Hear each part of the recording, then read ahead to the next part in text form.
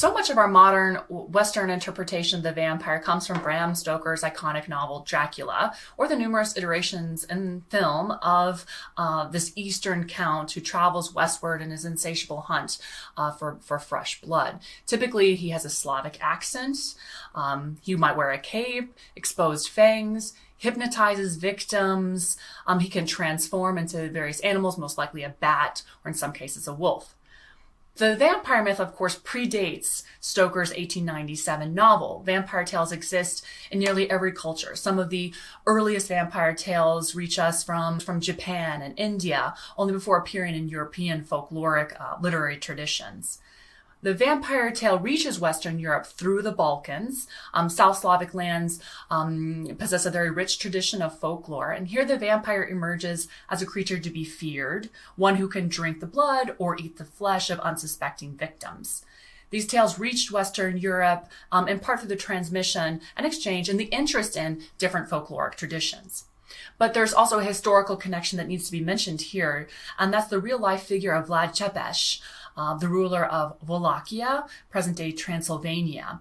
He was also known as Vlad Dracula or Vlad the Impaler, and he got this epithet for this type of torture that he perfected, whereby he placed his foes, enemies, people who had betrayed him, alive on a stake, where they suffered a cruel and agonizing death. Now, his rule in the 15th century was somewhat brief. Nevertheless, though, this reputation that he attained over his lifetime for brutality and cruelty continued to resonate over the centuries. And while there's no evidence to suggest that Vlad the Impaler actually drank the blood of his victims, his tenacity, his ruthlessness, his cruelty made later commentators, particularly those of the 19th century, to connect him to the figure of the vampire.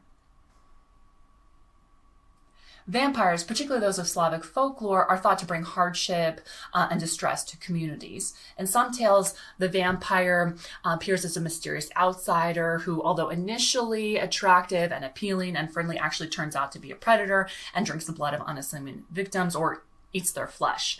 The moral in such tales, I would argue, is to be wary of outsiders, that strangers can bring danger, and the vampire in these folk tales demonstrates the psychological function of the vampire to act as a scapegoat, especially during times of crises. When groups of close-knit individuals begin dying and their cause isn't clear, the vampire acts as an explanation for the unexplainable. In other instances, though, the vampire is not an outsider, but actually a threat from within. It was a common belief that people who died unnatural deaths, those who committed suicide, died by drowning, or those who died before their time would come back after death as vampires. And after death, the Slavic vampire, interestingly enough, would visit the relatives that it loved best. So its spouses, its closest relatives, argue that the vampire functions both as a projected longing for a recently departed member of one's family and an anthropomorphized fear of disease transmission. It makes logical sense to us that if one person dies of an unexplained cause, possibly a disease, and then in short time her closest family members begin suffering from vampirism, it's a rationalization for what today we would know as contagious diseases. Well, one of the lessons to learn from vampire folktales is not just their importance to folklorists, but how the vampire myth has acted as a powerful means to grapple with the fear of death and our sense of loss. To take, for instance, in the 1730s, an island community off the coast of Croatia called Lastovo experienced widespread death. Uncertain of the source, the community pointed to vampires as the cause for the epidemic. They formed groups of vampire hunters, solicited help from even their local clergy, and they began excavating graves en masse. And when they opened the caskets, they found supposed signs of vampirism: bloated body, a skin that had seemingly rejuvenated mysteriously, hair and nails that looked longer as if they had grown, blood around the mouth as if the animated corpse had recently fed off of someone, exposed teeth, and so on. Now, These are natural processes associated with the body's decomposition, but the locals of Lastovo believe their worst fears had been confirmed and that their loved ones had become vampires. Confident that they were protecting the community from further outbreak, these local vampire hunting parties staked the corpses or decapitated them. And I regularly teach about the events of Lastovo in my class, RSSS 315 Vampires and Werewolves, usually to demonstrate the types of community responses to vampire epidemics, quote unquote vampire epidemics. With the outbreak of COVID-19 and the fears we're all facing today regarding disease transmission, the experience of Lastovo has taken on new meaning. The same feelings of loss, fear, anxiety the people of Lastovo felt, we experience on a daily level.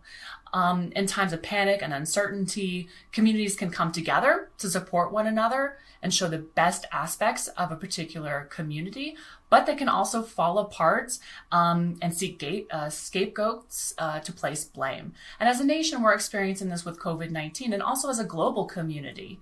The impulse to blame those who are ill, those who caused the contagion and death, showcases both irrationality and a lack of empathy.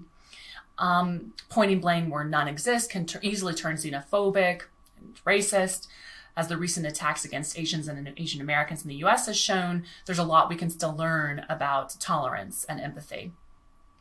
Being better friends and neighbors during COVID-19 might actually come to us via vampire bats, who are rather generous and remarkable creatures in their own way. And that might sound strange given the bad rap that bats have for transmitting diseases like rabies. But in fact, vampire bats are remarkably social beings.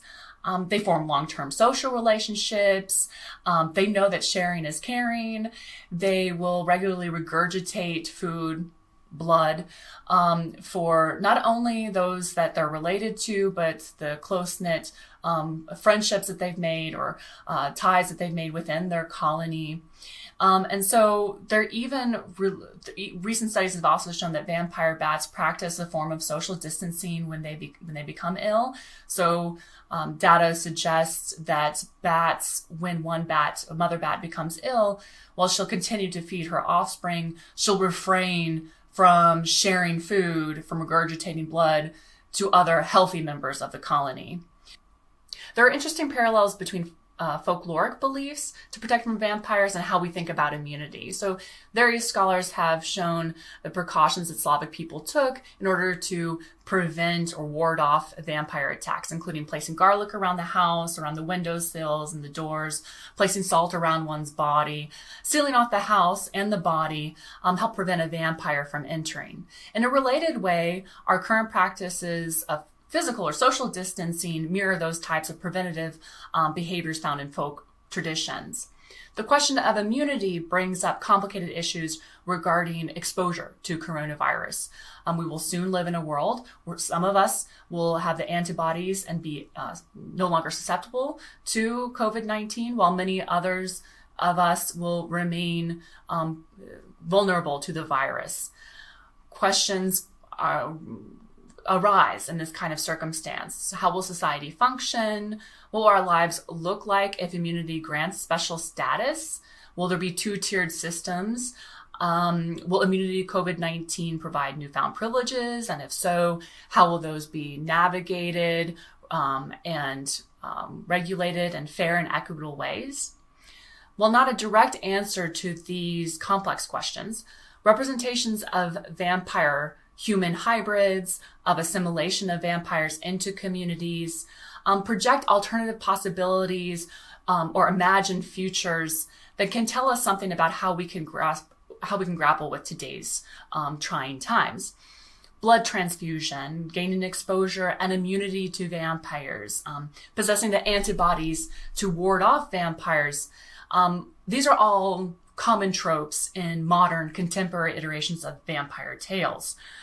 The Blade trilogy, for instance, showcases one superhero who is vampire human hybrid and therefore immune to vampires. The HBO series True Blood projects an alternative reality where vampires no longer are threats to humans because they have synthetic blood.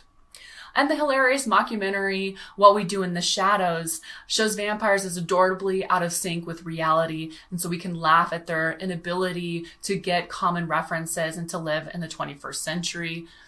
Now, these various iterations of the vampire legend prove that we project onto this figure our own fears about disease, but also the possibility of surviving in a radically challenging world.